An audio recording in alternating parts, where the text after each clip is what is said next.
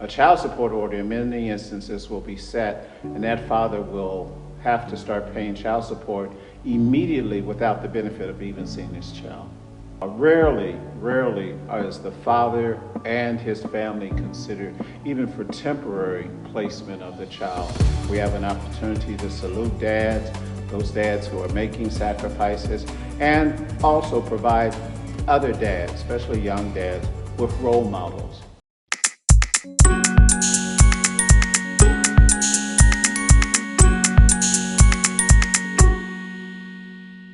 Hello and welcome back to Chicken for Breakfast, the podcast where we have all the answers to one very simple question. What's cooking? Nice. I'm Magic. I'm Dr. Moore. And this is going to be kind of a fun little episode. I don't think we've done anything kind of close to this content before.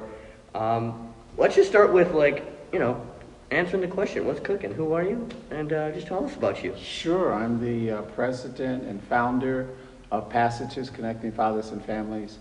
Several decades ago, I realized that there was a tremendous disconnect between fathers, and I couldn't understand what was going on.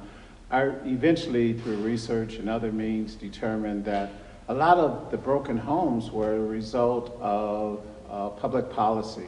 And so when I delved into that even more and more, I found out that oftentimes, in years past, social workers would go into the household, and if there was a man present, if there was a dad present, those families would lose their public assistance.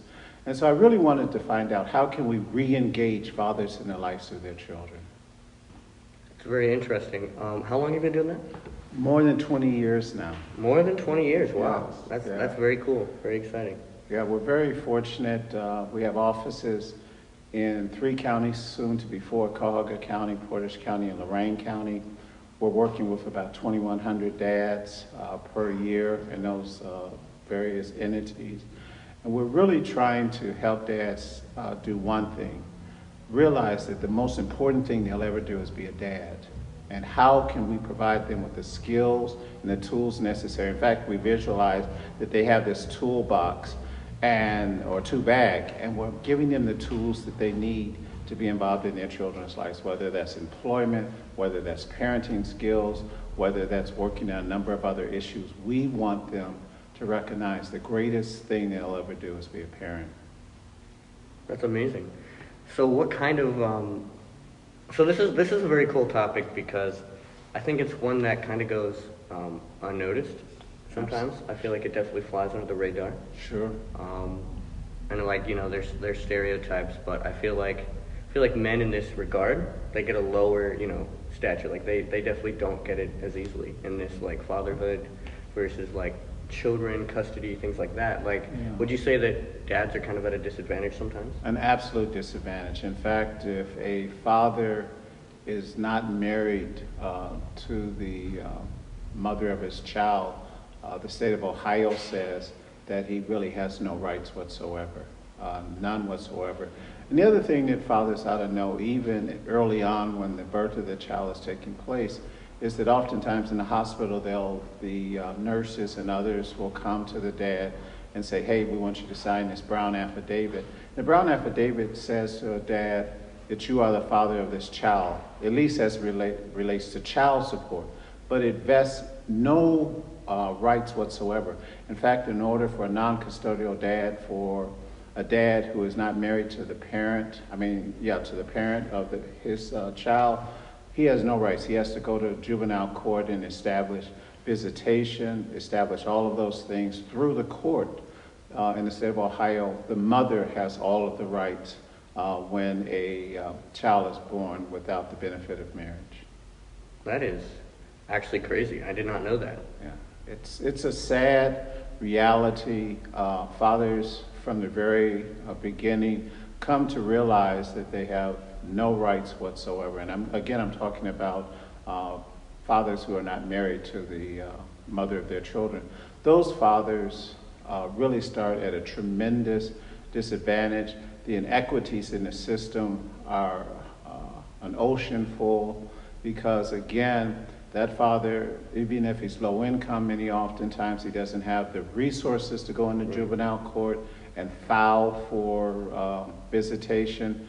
But here's the reality.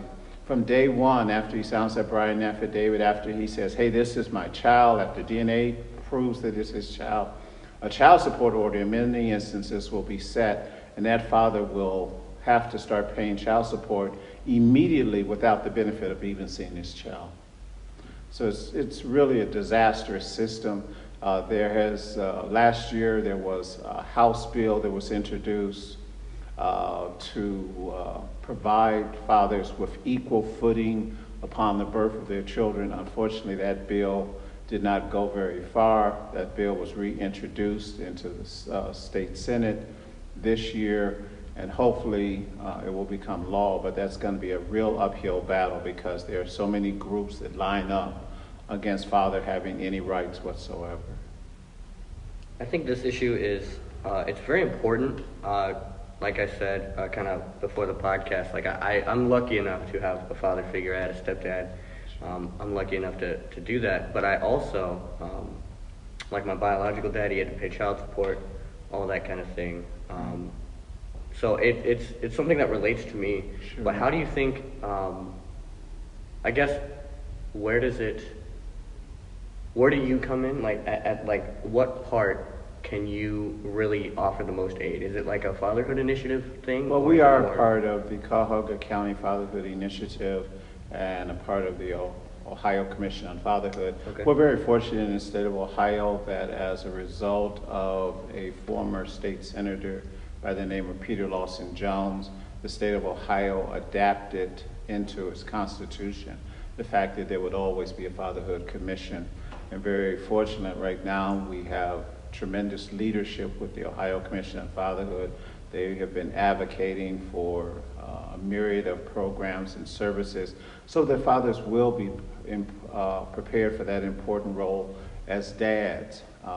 The Ohio Commission on Fatherhood also provides funding to 10 to 15 programs across the state of Ohio. Passages Connecting Fathers and Sons has been a benefactor of that funding that has allowed us to consistently provide services.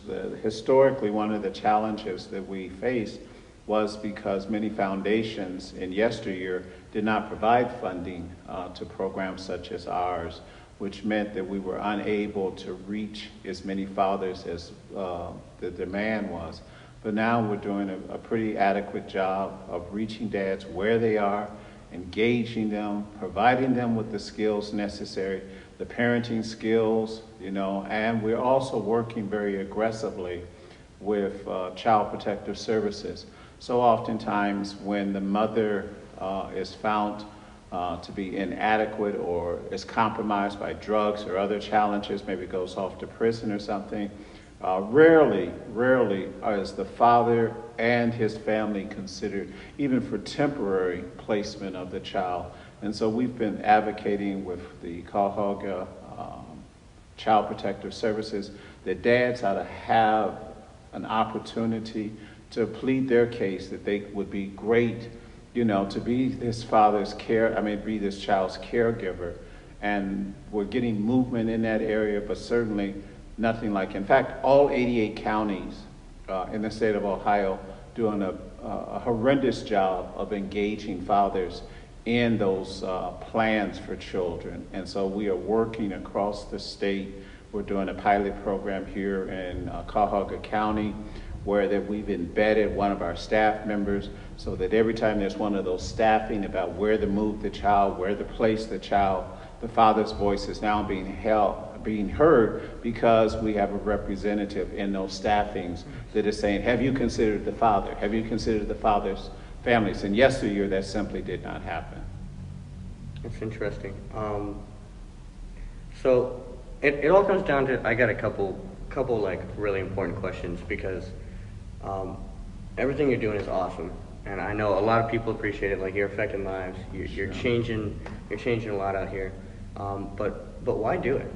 Why do it? Why does it matter to you? And why does it, what keeps you moving? Here's the reality. My father was an alcoholic and a womanizer. And I longed so much for that father presence. That absence really affected me. In fact, I'm dating myself, but I used to look at the Andy Griffin show, and I would look at little Opie, engaged with his father, taking him fishing or playing ball or catch with him. And I wondered, there was this colossal hole in my own life.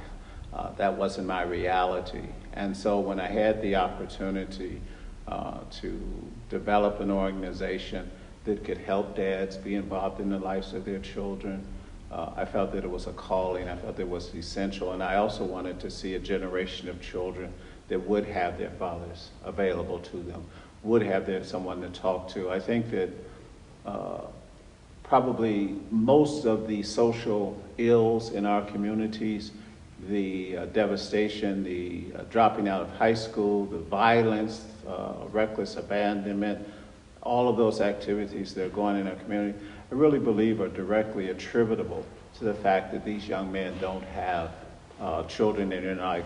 Let me tell you a real quick story. There was this herd of elephants, a large herd of elephants, and there were so many until they decided, hey, we've got to take the youngest elephants, the juvenile elephants, and move them 100 miles away. So they did that. And when they moved them 100 miles away from the original herd, those juvenile elephants began to destroy the village that they had been moved to. And someone realized that the reason that they were doing that is because they did not have a male role model in amidst them. And so they placed a male elephant in the midst of them, and those elephants learned how to be responsible elephants. Wow. How much more so if we could replace into our communities responsible dads who were there providing guidance and direction and challenge to their sons and daughters, would our communities be?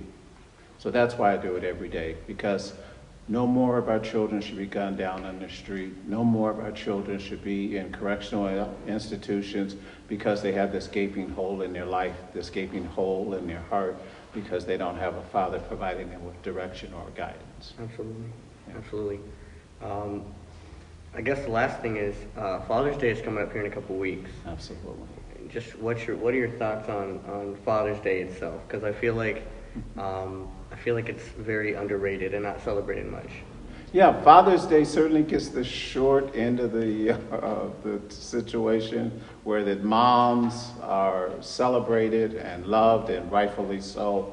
But many dads are likewise. You made a comment earlier about the fact that some dads just haven't been there for their kids, and that's a reality. But more and more dads these days really want to be involved in those children's lives. That's the real sea change that I've seen over the years, where the dads have said, I want to be in my child's life. I want to raise my child. I want to contribute to the well-being of my child. So those myths about fathers, deadbeat dads, and all of those are really myths for the most part. Most dads want to be involved in their children. A lot of dads, to be honest, especially impoverished dads, are not deadbeat, but they're dead broke. And so they just don't have the resources to provide the material things that their children need, but they still want to be involved in the lives of their children. So I think that, every opportunity we have to celebrate and encourage dads, and certainly Father's Day is one of those opportunities where we have an opportunity to salute dads, those dads who are making sacrifices, and also provide other dads, especially young dads, with role models of how to be a responsible dad, how to be involved in your child's life, how to demonstrate the most important thing you will ever do is be a dad. You can be a great basketball player, football player, any of those things, but the most important thing you ever can be is a responsible father, taking care of your children. Absolutely. Absolutely. So we appreciate you. Right. We appreciate you. Where can we find you for more information about what you do and all that? Certainly, our Passages website is passages-oh.org. Passages, passages-oh.org. Our phone number is 216-881-6776, and we're looking forward to helping dads become the men that they really want to be. We're going to have a link to that website in the description, because definitely go check them out, see the work that they're doing. It's very important to me, and I know it's very important to actually some of the people in this room with us. It's amazing to see. Thank you Really so is. much for being a part of your podcast. Look forward to having further conversations with you as we continue to advance the ball on fatherhood. Absolutely. Thanks for coming on, man. Thank you. I like chicken for breakfast. Do you like chicken for breakfast? I absolutely do. All right. We hope you have a good one. Peace out.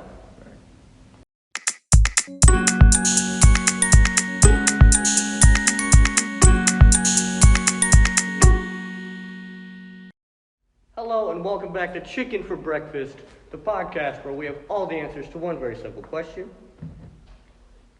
I forgot. It's all good. It's all good. It's all good. No, it's What's cooking? what's whoa.